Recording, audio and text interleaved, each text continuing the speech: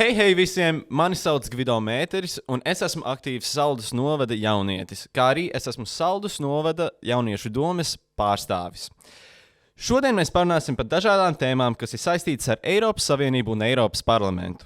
Šo diskusiju mums organizē Kurzemes plānošanas reģionas projekta NOTE ietvaros.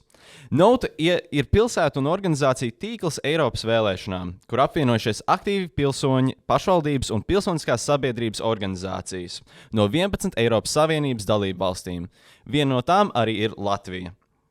Šodien esmu kopā ar aktīviem jauniešiem, lai uzzinātu, ko viņi domā par Latvijas dalību Eiropas Savienībā un iespēju būt pārstāvētiem Eiropas parlamentā. Šodien diskusijā piedalīsies Ance. Es pārstāvu Saldus novada jauniešu domu, darbojos jauniešu domē kā protokoliste un arī ikdienā darbojos organizācijā Klubs Māja kā Eiropas klubu koordinātore. Sveiki visiem! Mani sauc Elīna, esmu no Kuldīgas un aktīvi darbojos Kuldīgas jauniešu domē. Čau, esmu Dāvids, es esmu arī no Kuldīgas, es darbojos aktīvi savas skolas pašpārvaldē, kas ir Viļplūdoņa Kuldīgas vidusskola. Sākot šo diskusiju, es vēlos no jums noskaidrot, kas, jūsuprāt, ir tās aktuālākās tēmas, problēmas, kas būtu jārisina Eiropas Savienībai vai arī Eiropas parlamentam. Piemēram, manuprāt, viena no problēmām, kas šobrīd ir ne tikai Latvijas līmenī, bet arī vēl joprojām drusku Eiropas Savienības līmenī. Es zinu, Eiropas Savienība viena no pamatvērtībām ir šī vienlīdzība, taču, manuprāt, Latvijā šeit pat mums arī vēl nav atļauts vienzimuma laulības, un tā tēma arī vēl ir ļoti aktuāla daudzās citās Eiropas Savienības dalību valstīs. Man šeit tā ir tēma, par ko mums vajadzētu vairāk runāt ne tikai Latvijā, bet arī Eiropas Savienībā. Jā, par vienlīdzību runājot, tā ir arī tēma, par kuru mēs runājām Eiropas parlamentā. Mums tagad bija Strasbūrā, un jā, pilnīgi piekrītu, tur bija ļoti karsta diskusija par šo vienlīdzību, un tiešām mēs noskaidrojām, ka, lai gan uz papīrā ir viss vienlīdzīgi, ir viss ir tik forši, bet dzīvē tas tā īsti nav izpaužās, un tā ir lieta, pie kuras mums joprojām ir jāpiestrādā. Jā, un arī tīpaši tas ir, kāpēc vairākas reizes uzskatu, ka ne tikai Latvijā, arī citur Eiropas Savienībā, jo bieži tiek tā uzskatīt, ka tā ir tikai Latvijas problēma. Nē, tas arī mums notiek šeit pat kaimiņos, Lietuvā, Igaunijā un arī daudzās citās Skandināvu valstīs. Kāpēc Skandināvi ir daudz vairāk atvērtāki šādām tēmām un lietām, viņiem tiek un tā šī ir ļoti liela problēma. Un šeit tā arī problēma vienmēr būs un notiksies. Jā, bet jāmēģina tomēr mazināt. Es laikam arī gribētu pieminēt to vienlīdzību, bet šobrīd es teiktu, ka jārunā arī ir par drošību. Jo, kā zināms, tad mums netālu nav labi. Draugi nav labi. Bet es tiešām domāju, ka pilsoņi būtu jāizglīto par drošību, ko darīt šādās situācijās. Un,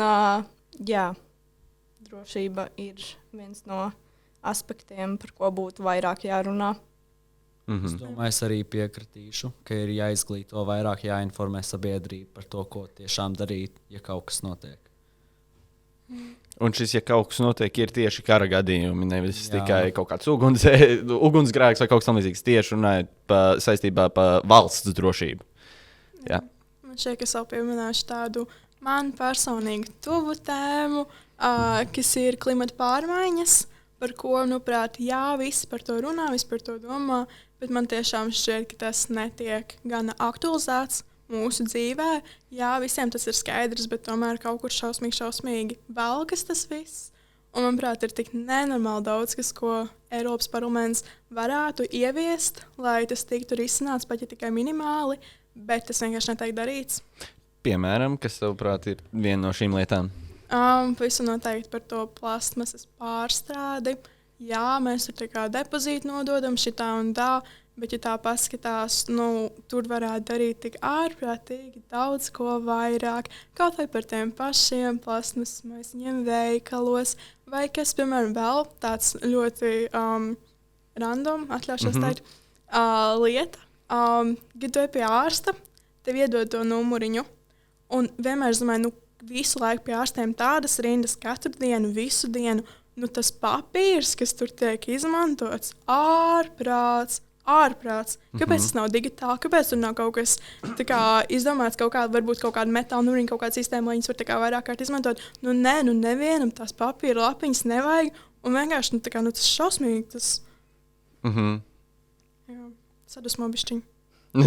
Bišķiņ.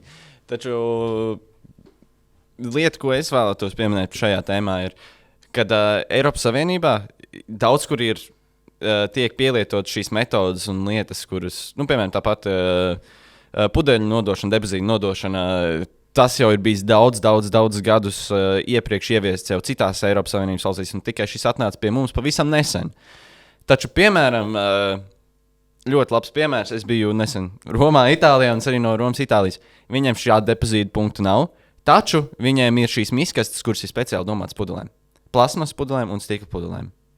Un cilvēki arī tās izmanto. Viņi neliek pie parastiem atkritumiem, bet ir šie tādā veidā viņi aizstāja depozītu punktus. Kas ir labāk? Nezinu. Bet tādā veidā man šķiet, mēs varam Eiropas Savienības valsts var viena no otras mācīties. Jā, tieši tā. Jā. Bet runājot vēl par šo tēmu, vai jums ir vēl kādi citi varianti, lietas, ko mēs varētu vai nu kā pilsonis, vai arī kā kopā kā Eiropas Savienība darīt globālās sasilšanas labā? Bioloģisko mežu audzēšana. Pavisam noteikti. Jā, tā visa meža izciršana. Un jā, viņas ir pārstādīt, kā atjauno, bet tas pilnīgi absolūti nav tas pats. Un tu nevari tagad iestādīt kokus un gaidīt, ka tev pāris gadu laikā būs atkal mežs, kurš tur ir bijis gadsimtiem ilgi. Viņš nedarīs to pašu. Tāpēc, jā, par bioloģiskiem mežiem. Okay. Man laikam mazliet tracina tie plasmas maisiņi veikalos, bet šobrīd Maksimā vismaz mums saldu ir parādījušies papīra maisiņi. Tas liekas, wow, superīgi, bet joprojām plasmas maisiņi vēl ir. Bet ko, piemēram, darīt lietus gadījumā? Ārā līdz lietas, es taču neņemšu tev papīra maisiņu un izšķīdīšu. Tādā gadījumā varētu otrais pārstrādājumu izmantot, ražot, jo es zinu, ka citās valstīs veikalos tādas izmanto, un tad jūs droši vien esat dzirdējuši par tādiem, un jā. Jā, kas man uzreiz ienāca prātā par šiem maisiņiem runājot. Mums taču ir izgudroti tie auduma maisiņi. Viņi ir nopērkami. Kāpēc tā nav obligāta lieta? Kāpēc tas nav sabiedrībā pieņemts? Kāpēc mēs joprojām izmantojam šos plasmasas maisiņus, ja mums ir auduma maisiņi? Aizstājam. Visi papīra maisiņi, auduma maisiņi. Ņemam ārā no apgrozījuma un izmantojam papīra un plasmasas maisiņus, ņemam ārā no apgrozījuma un izmantojam auduma maisiņus. Tikai vienīgi. Kur ļoti problēma? Labi ideja. Arī īstenībā liekas, tie pēdējie, kas tagad ir papīra maisiņu veiklos, viņi arī nav nemaz tik ļoti neizturīgi. Tas, kas atceros, esmu gājis lietu arī ar to pašu papīra maisiņu, nav bijis tā, ka viņš gluži jūka ārā. Jā, tāpēc, ka tie papīra maisiņi, tie nav vienkārši papīra maisiņi, tur arī diezgan daudz plasmas iekšā, tāpēc, lai gan viņi ir dabai draudzīgi papīra maisiņš, nevar arī viss rožaini. Ok, ļoti jauki. Piemēram, mēs runājam arī par valsts drošību. Ne tikai valsts drošību, bet arī Eiropas Savienības mēra drošību jums blakus notiek. Kā tavuprāt, kā jūsuprāt varētu ieviest šīs vai nu ne apmācības, negribu likt vārdus jūs mutēs, bet kas mums būtu kā Eiropas Savienībai jādara, lai noturētu šo drošību valstīs? Es domāju, ka būtu, kā jau mēs iepriekš teicām, jāinformē vairāk sabiedrība par to, kas būtu jādara, ja būtu šis kara gadījums. Lai, ja reāli viņš kaut kad notiek, cerams, ka nē, protams, bet ja viņš notiek, tad mēs zinām, ko darīt. Un tad ir vismaz tā drošības sajūta. Protams, tas nav risinājums visai drošības problēmai, kas mums pastāv Eiropas Savienībā, bet tad tas būtu vismaz, ka tu mājās sēdi, ka tev nav sajūta, ka tu nezinātu, ko darīt. Un kā, piemēram, tas būtu caur mācībām, kad visiem ir obligāti, piemēram, šis, kas Latvijā tagad ir obligātais dienests vai militārais dienests. Es nezinu, kā viņi precīzi sauc, bet jā, šis militārais dienests, kurā ir jauniešiem, kuriem ir 18 gadi, obligāti jāiestājās vai jādienē vismaz gads. Bet šoreiz tas vēl joprojām tā izvēles secībā. Bet, vai tas būtu šādā veidā, vai arī tomēr mēs viņu ieliktu mācību saturā, skolās par to runāt daudz vairāk? Es domāju, tad, kad es saku, ka jāinformē sabiedrība, es vairāk domāju, ka tieši varbūt mēs mācāmies, kā uzpildīt ieroci, varbūt drīzāk kā palīdzēt cietušajiem. Protams, tas ir iekļauts obligātajā militārajā dienestā, kas tad pastāv. Bet es domāju, ka varbūt būtu skolas saturā, tajā pašās sociālās zinībās par to jāpiedomā. Es domāju, būtu varbūt jārīko iedzīvotāju kopsapulces, ko es jau esmu redzējis, kas dažos novados notiek. Un, cik es sapratu, arī manā Kuldīgas novadā tas tuvākajā laikā notiks, kuros runā par to, kādi, kur jādodas, kas ir tie punkti novadā, kur var palīdzību iegūt, ja ir kara gadījums. Es domāju, ka izglītības ceļā tas būtu jādara. Okay. Kāds jums domas par to? Jā, ir. Jā, es piekrītu par to, ka vajadzētu sabiedrību izglītot par tām lietām, par kurām Dāvids minēja. Bet personīgi man kā cilvēkam, kurš ir ļoti, ļoti stipri pret karu, man vispār šī tēma īsti nepatīk, jo vienmēr visiem tāds kara gadījumā, bet manuprāt, mums vajadzētu uz to mazāk koncentrēties un vairāk iet uz to, ka problēmas ir jārisina ar diplomātiju.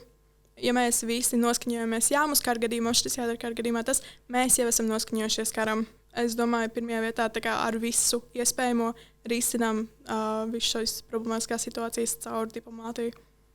Es domāju, arī nevajag radīt lieku paniku. Piemēram, tur redzi, kad tur saka apkārtēji, ka būs karš un tā, bet ir cilvēki, kas pārzina diplomātiju kaut vai, ej paskaidro, kāpēc nebūs karš vai, Jā, vajag arī, man liekas, ka paskaidrot, piemēram, jaunietim iet skaidro, tu zini to un to, mēs esam tur un tur, tāpēc tas nav iespējams, vai kā jau Elīna teica, tad caur diplomātiju to labāk risināt, un jā. Jā, bet tas nenoliedz visu to, ka tās dienas, manuprāt, tas ir pamazināšanas, kuras vispār cilvēkam būtu jāzina. Varbūt ne tieši par ieroci, jo tāds vispār neiesaka izmantot, bet par šo pašu pirmo palīdzību vai kaut kādām krīzes situācijām, visu to. Tas ir arī kaut kas, ko sabiedrība varētu izmantot ikdienas situācijā, ja tas, manuprāt, zināšanas, kuras patiesībā daudziem nemaz nav, bet ejam uz diplomātiju. Diplomātija. Okay. Kā diskusijas noslēdzošo jautājumu es vēlos jums uzdot pilnīgi nesaistītu ar iepriekšējiem jautājumiem. Ne pilnīgi, bet nesaistītu ar iepriekšējiem jautājumiem. Piemēram, tagad Austrijā, Malta un Beļģija ir atļāvuši 16 un 17 gadus veciem jauniešiem balsot Eiropas parlamenta vēlēšanās. Ir arī citas valstis, kas šādu iespēju apsver. Kādas ir jūsu domas? Vai, piemēram, Latvijai vajadzētu atļaut no 16 vai 17 gadiem jauniešiem piedalīties Eiropas parlamenta vēlēšanās? Skandalijos jautājums. Manuprāt, tā vispār ir lieta, ko vajadzētu ar laiku ieviest. Jo, manuprāt, 16-gadīgs cilvēks mums ir jāizlemj par mūsu izglītību, par mūsu nākotnes dzīvi un tā tālāk. Mēs dzīvojam Eiropas Savienībā. Ja mums ir jāizlemj, kur mēs mācīsimies, mums vajadzētu arī spēt izlemt vispār par visu apkārtējo, kas mums notiek. Tāpēc, manuprāt, vajadzētu ieviest vēlēšanas no 16 gadiem, jo, manuprāt, 16 gadu vecumā būtu pilnīgi absolūti spējīgi pieņemt tādu lēmumu, bet manuprāt, Latvijas šajā brīdī, Latvijas jaunieši tam galīgi un absolūti vēl nav gatavi. Tādēļ es esmu par to, ka pašvaldībā ievieš vēlēšanas no 16 gadu vecuma, lai jaunieši var izmēģināt, kas tas ir un ko tas nozīmē. Un arī par to, ka, manuprāt, politikai būtu jābūt obligātam priekšmetam skolā, jo tas tomēr ir kaut kas, kas politikas šausmīgi ietekmē visus mūsu dzīves aspektus. Manuprāt, lielākā sabiedrības daļa, it sevišķi jaunieši, par to pilnīgi absolūti neko pat nezina un tam nepievērš uzmanību, un tas ir ļoti, ļoti nepareizi.